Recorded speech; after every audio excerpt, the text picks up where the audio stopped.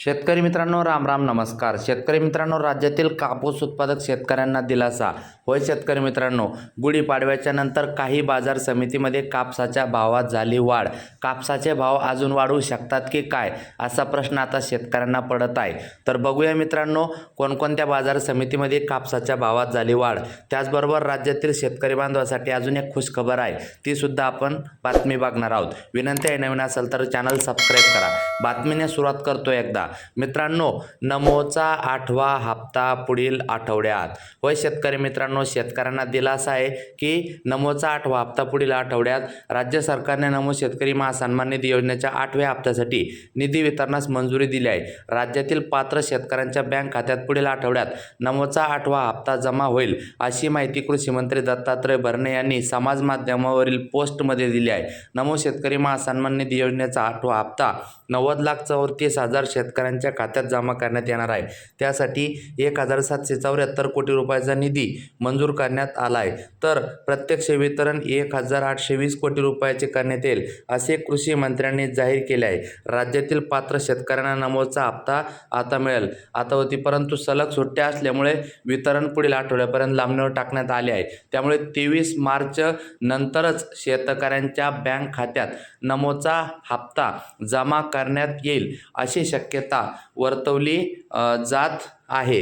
नमो शेतकरी महासन्मान निधी योजनेच्या 8व्या हप्त्याची शेतकरी मागील 2 महिन्यापासून प्रतीक्षा करत आहे.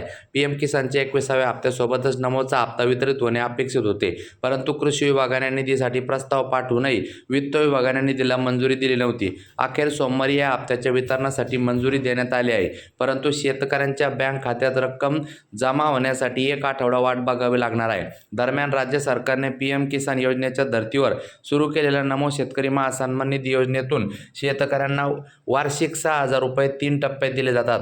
आतापर्यंत या योजनेचे 7 हप्ते शेतकऱ्यांना वितरित करण्यात आले आहे. 7वा हप्ता सप्टेंबर 2025 मध्ये जमा करण्यात आला होता. आता वळूया मित्रांनो कापसाच्या भावाकडे. मित्रांनो, नरखेड नंबर 1 जातीचा कापूस 150 क्विंटल आवक होऊन 7,350 रुपये.